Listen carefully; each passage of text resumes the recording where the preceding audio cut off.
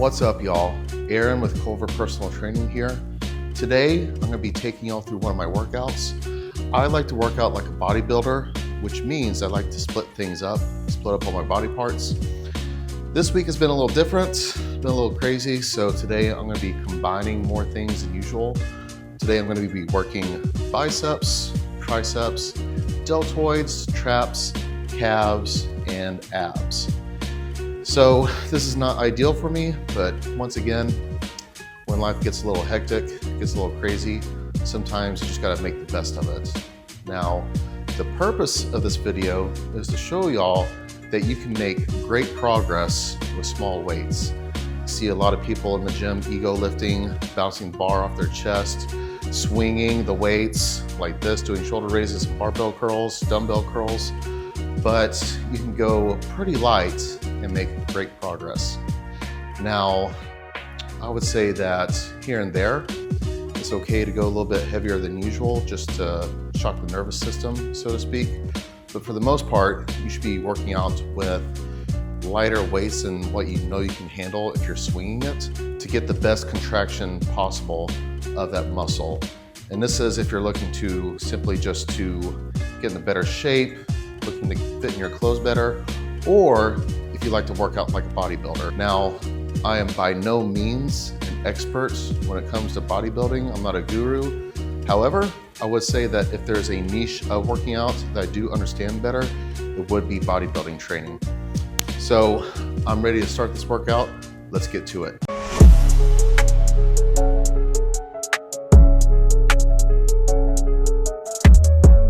Normally, I would be hitting the bigger body parts first, which in this case would be the delts, traps, biceps, and triceps.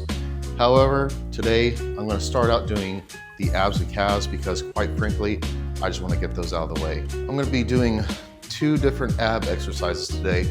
First one is going to be the hanging leg raises. This has become my favorite ab exercise. After this, I'm going to hit my V-ups, which is also one of my favorite ab exercises. I would call it my second favorite ab exercise, and I prescribe this to pretty much all my clients.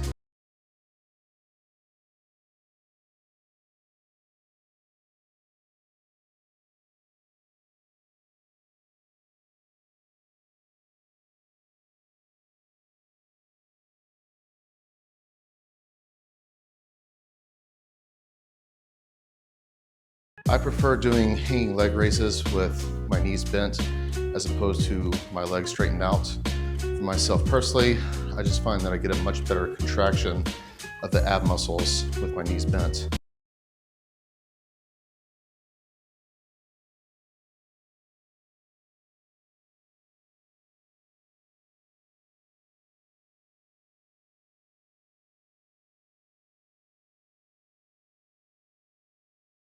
Also, I have found that with the hanging leg raises, I get the most control out of it if I only let my knees go so far back where they're parallel with the rest of my body. If I try to let them go back past my body to get a bigger scoop, I have way less control of it. So I might be getting a little bit of a less contraction by doing it this way, but it helps me keep way more control of the movement.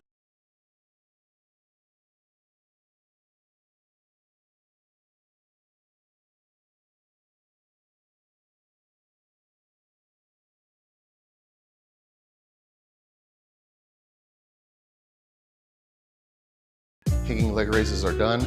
Now it's time for the V-ups.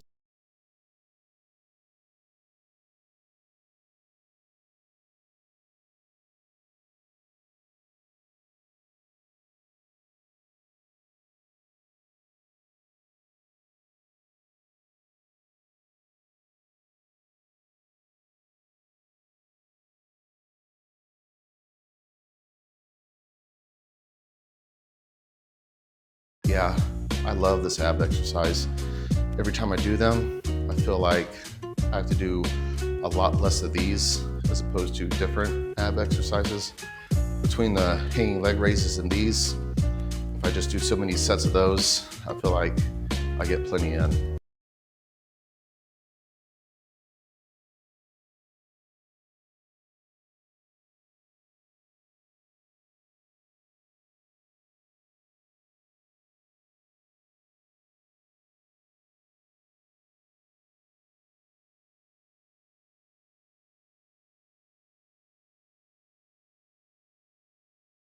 There's a lot of debate amongst gym rats and trainers how often you should train abs and calves. Some people say you can train them every day. Some people say that you can't train them every day, but you can train them multiple times a week. I found that for myself personally, if I work them out 2 to 3 times a week, that seems to work out pretty good for me.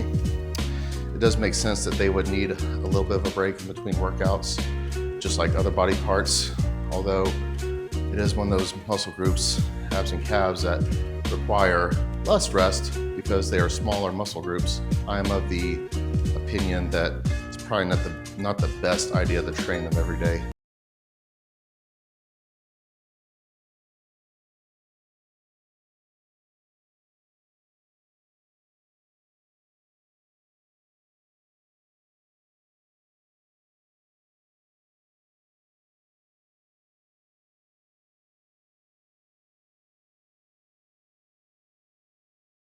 Abs are out of the way. Now it's time to move on to calves. And when I'm working out in my private facility, AKA my home gym, my garage gym, I prefer to use this high-tech calf apparatus that I built myself. Mind you, I am not a very handy guy. All I did was go up to Home Depot, get some 2x4s, nailed them together, spray painted them black, at least on this side, and also put some grip tape on here to help hold my feet in place while I am doing my calf raises.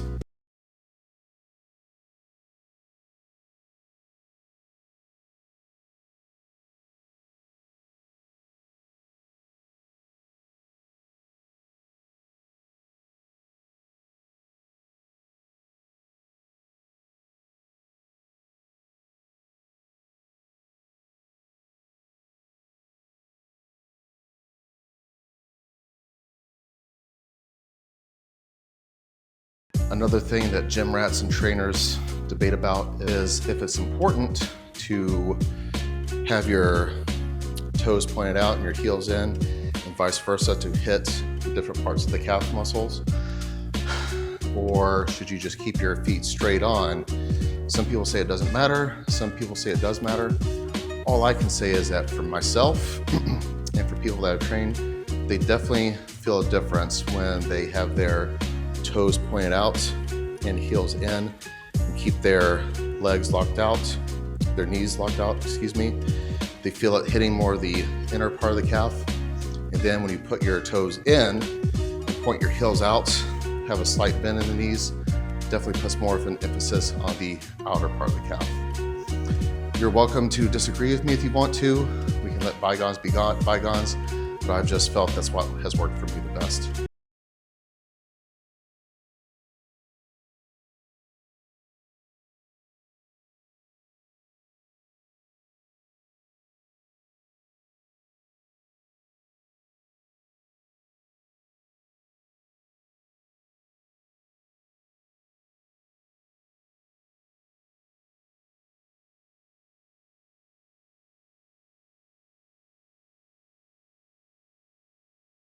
Honestly, I've found that I get a much better calf workout just by doing a crap load of body weight calf raises on this fancy wooden apparatus. I've used a lot of different calf machines. You can do them on a leg press, you can do them on various calf machines at the gym, but for myself personally, I just like doing a lot of reps using only body weight on this wooden apparatus that I have. Do I have the biggest calves in the world? No. But I have made somewhat decent progress over the years by doing it like this. I think that calves are one of those things that's partially just genetics. You either got them or you don't.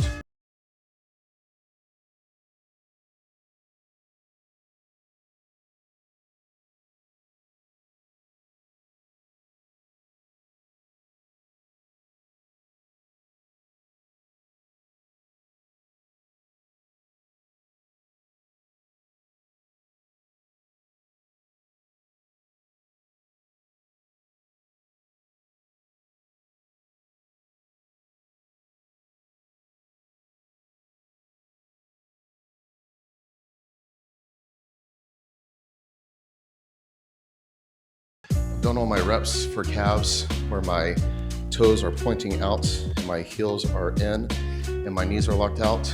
Now I'm going to be moving on to the reps for calves where my toes are in, my heels are pointing out, and I have a slight bend in my knees.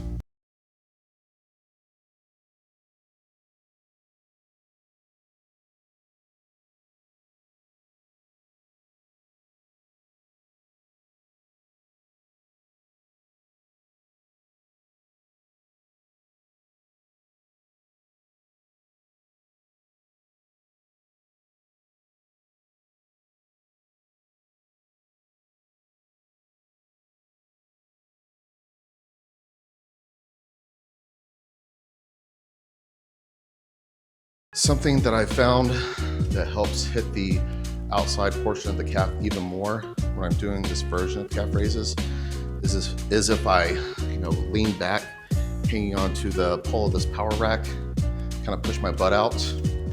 I can't explain exactly what it is about the mechanics of it, but I notice when I lean back and stick my butt out more, I get more of a contraction on that outer part of the calf.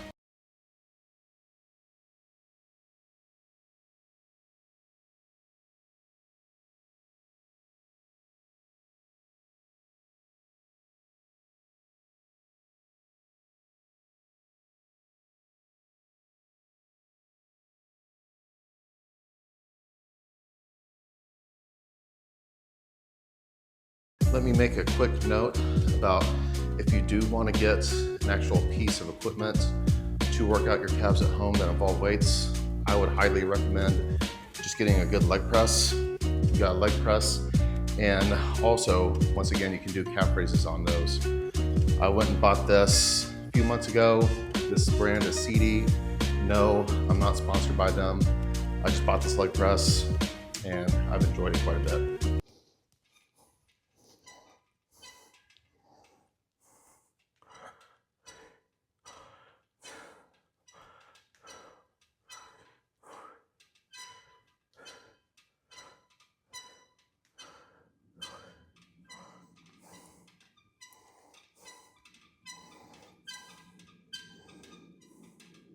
One more piece of advice as far as working out your calves at home. If you are dead set on buying a specific calf machine, I would highly recommend getting a standing calf machine as opposed to a sitting one. With a standing calf machine, whether it's plate loaded or it already has a weight stack, you have a lot more variation in how you can move your feet around to hit the different parts of the calf muscle. It's going to cost you a little bit more probably, but in my experience using calf machines, I've gotten a lot more out of using a standing calf machine as opposed to a sitting one. Just something to think about. Got calves and abs out of the way. Now it's time to do the fun stuff. It's time to do delts, traps, biceps, and triceps. This is really the part of the video where you're gonna see that it takes not as big a weight as you would think to get great progress in your workout gains. I've been working out for 25 years. I'm 37 years old. I'm relatively young, but I do have a lot of weightlifting miles on my body.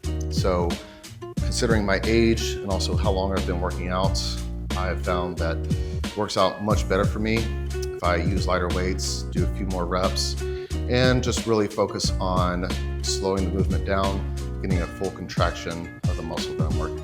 I'm gonna start off with delts, and the first exercise that I'm gonna do is dumbbell side laterals. I like to just call them dumbbell side shoulder raises. I like to use more, how do I put it, layman's terms for people that aren't as familiar with working out. So we're gonna start off with some side shoulder dumbbell raises.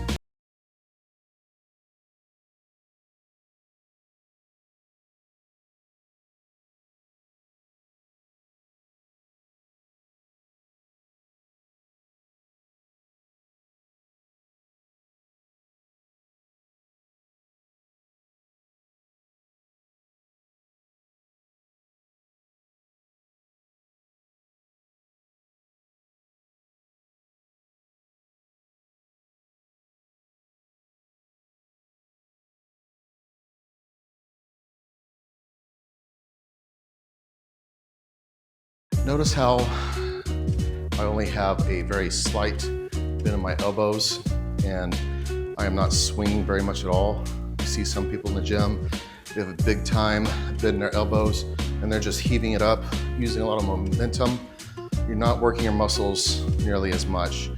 And especially something for you younger people out there to consider is that, yes, your body may be able to tolerate it for now, but I promise you, one day it will catch up with you. I am a walking testimony of that.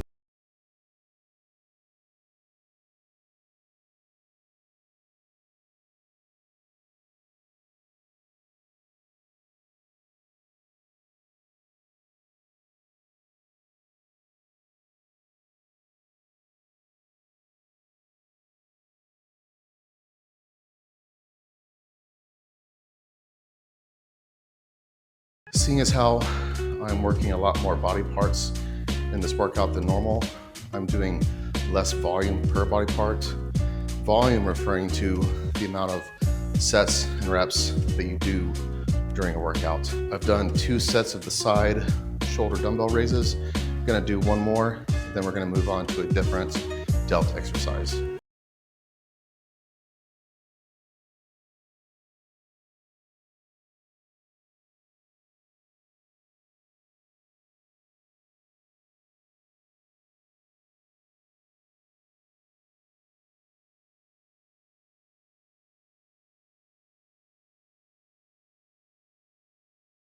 Now, heavy is relative.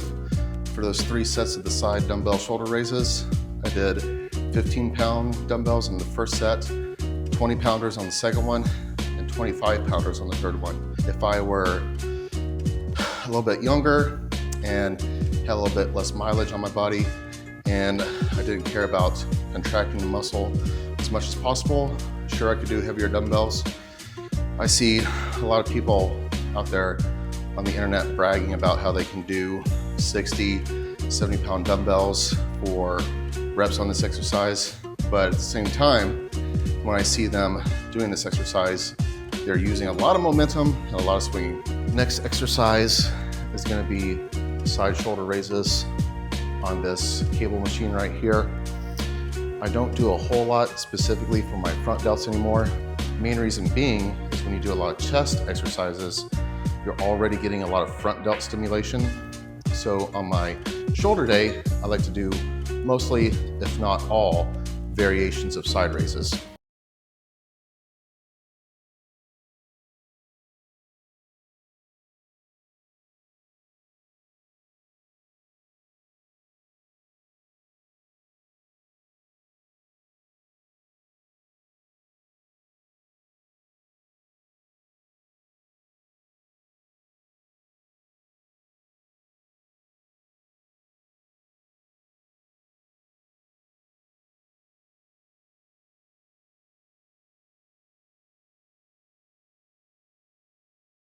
Everybody thinks they're strong until they do this exercise specifically. Cable side raises are infamous for making the strongest of men look like a sissy.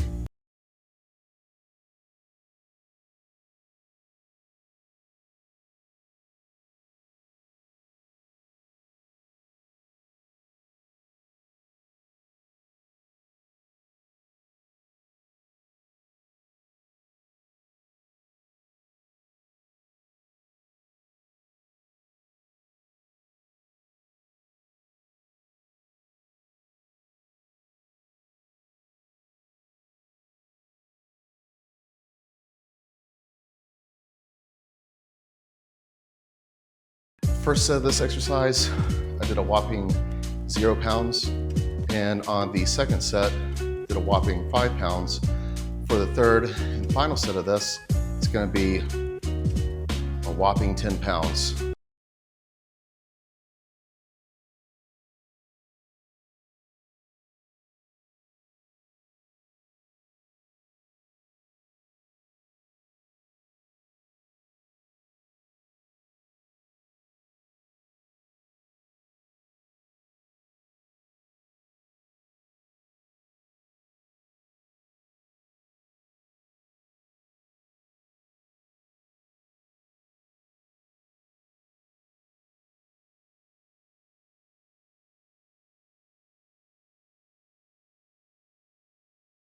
Delts are done, and now moving on to traps.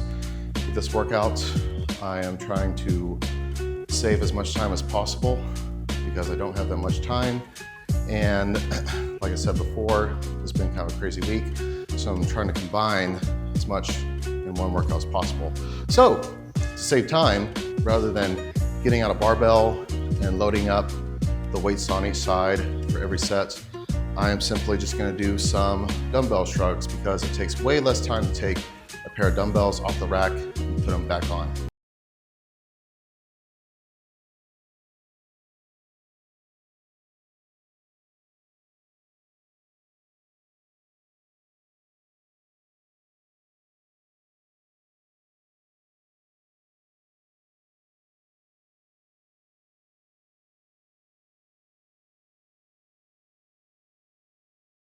One of my stronger body parts would be my shoulders, AKA delts and traps. So if there's one thing I can for sure get away with doing less of, it's delts and traps.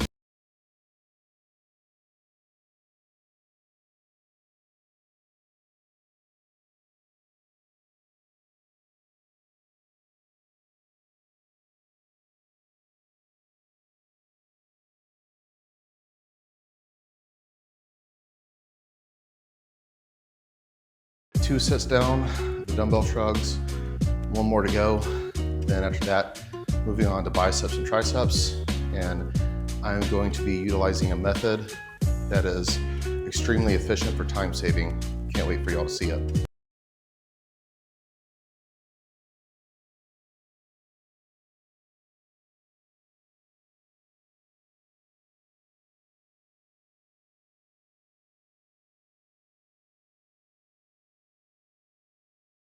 It's kind of cold today, cold being relative. I'm in North Texas, so it's cold to us. Y'all up there in Yankee land, you may not consider the weather here to be cold, but it gives a break. In summer, we deal with 100+ temperatures. So to us, when it gets anywhere near freezing, it's pretty dang cold. So time to slip off the jacket now that I'm good and warmed up.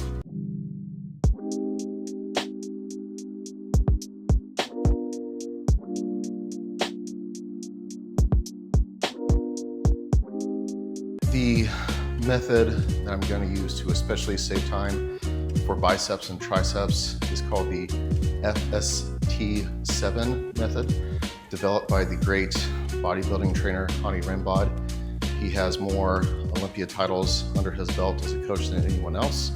So if he developed it and has helped his clients make a lot of progress, mind you, the rules are a little bit different for someone that is not basically a walking chemistry set, but there's a lot of the bodybuilding principles that can be used to help anybody make good progress. So with FST7, basically that means that you do 7 sets with 30 to 45 seconds of rest in between sets, and you're using a moderate weight, somewhere between 10 and 15 reps, a weight that you can handle that just fine with. The idea is that at the beginning of it, it's fairly easy, but towards the end of it, it's extremely difficult. The idea also is that you're stretching the fascia, which is where that acronym comes in at FST, fascia stretcher training. If I'm not mistaken, Hany, if you're watching this and I'm mistaken, feel free to call me out on it.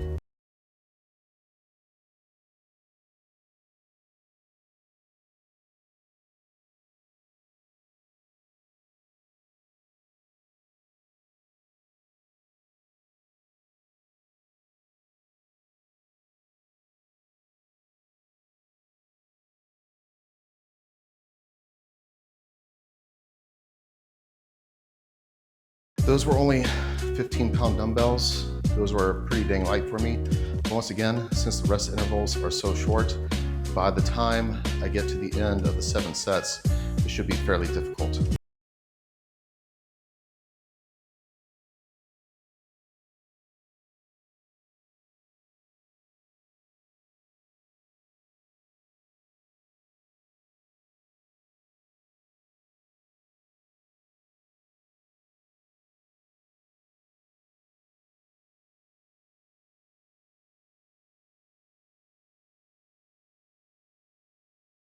When I'm doing dumbbell curls, I like to do them both arms at the same time. I've found that it basically makes it to where you have to be a bit more strict and you're getting less leaning to the sides or you're leaning back and forth to get momentum in it. When I do it both arms at a time, I find that it takes a lot of the momentum out of it and also focus on going down as far as you can to get as great of a stretch in the biceps as possible.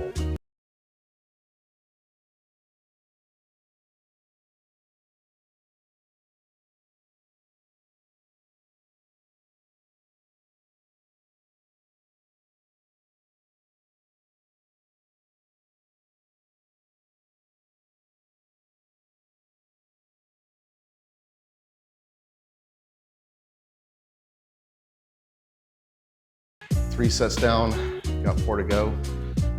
Starting to get a little tired in my biceps, but I'm also getting a pretty wicked pump. 4 sets down, let's get back to it.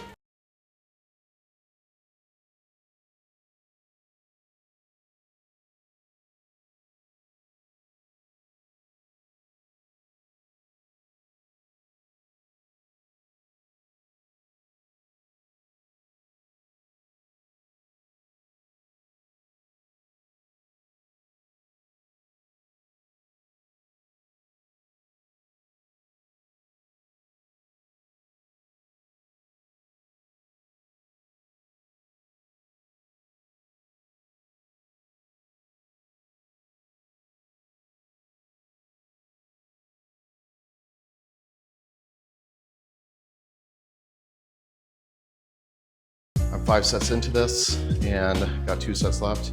My biceps are now starting to come to the failure point. I'm supposed to be doing 15 reps per set. On this 5th set, I could only get 13. 2 more sets to go.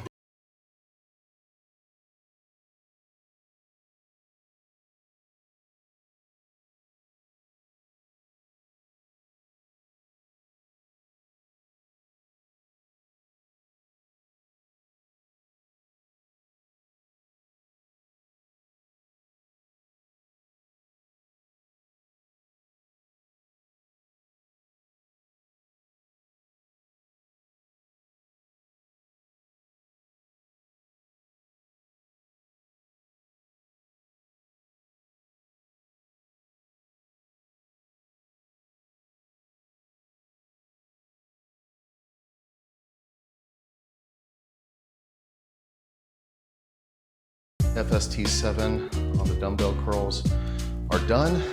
Only did 15-pound dumbbells for all 7 sets. On the last 3 sets, I could only get 13 reps. So once again, not a whole lot of weight used, but my biceps definitely got a thorough workout and they have a pretty gnarly pump right now. So last thing is FST7 on triceps. Due to an upper body injury that I sustained about 1.5 years ago, there's a lot of tricep exercises that are just off the table for me now, and particularly ones where I have to go overhead. So overhead dumbbell extensions, skull crushers, things of that nature. So ever since then, I've been utilizing the cable and variations of it for my tricep movements. And the particular handle is the straight bar that I'm going to be using. In recent times, I have found that this bar in particular gives me the best contraction for my triceps. 7 sets, let's go.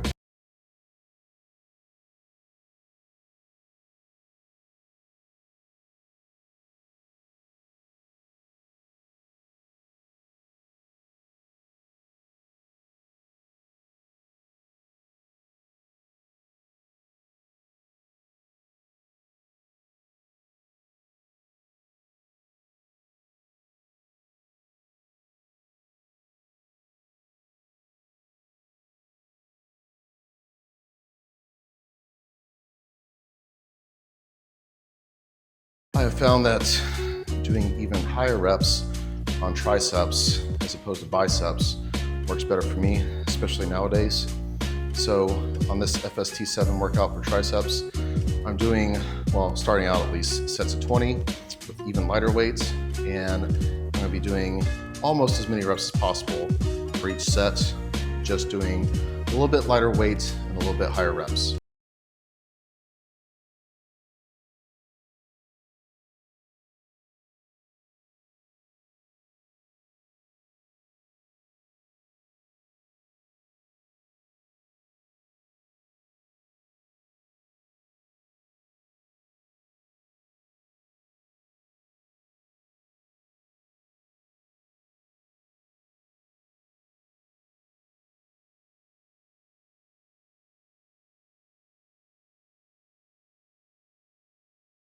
When you're doing any sort of cable tricep press down movement, it's always important to keep your elbows tucked in as much as possible. Don't flare them out. Keep your elbows tucked in. It's going to keep a lot more pressure on the triceps.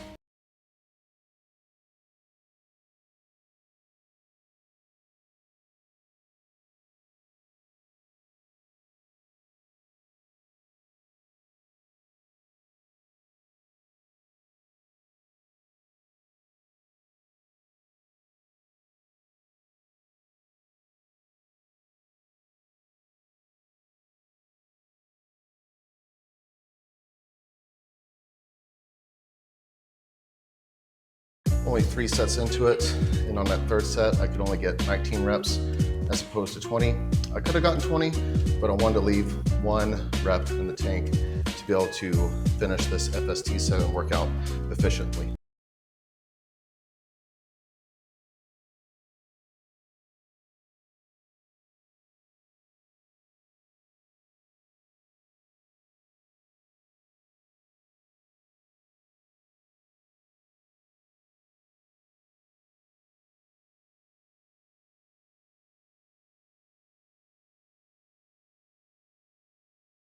Set number 4, you can only get 15 reps.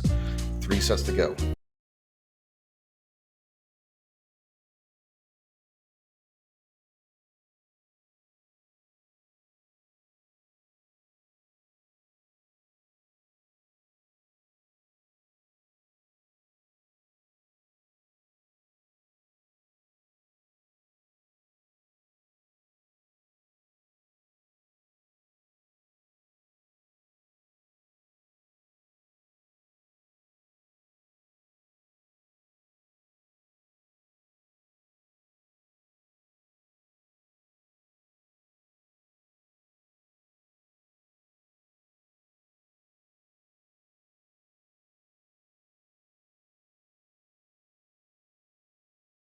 Set number 6, 14 reps.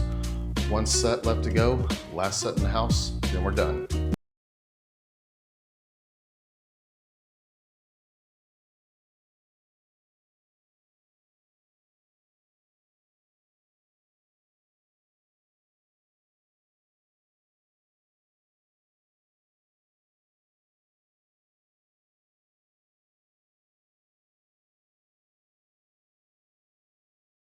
Workout is done. We've hit abs, we've hit calves, we've hit delts, we've hit traps, we've hit biceps, and we've hit triceps.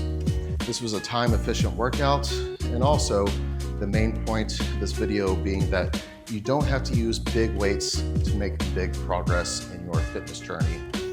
On the dumbbell curls, I did 15 pounds.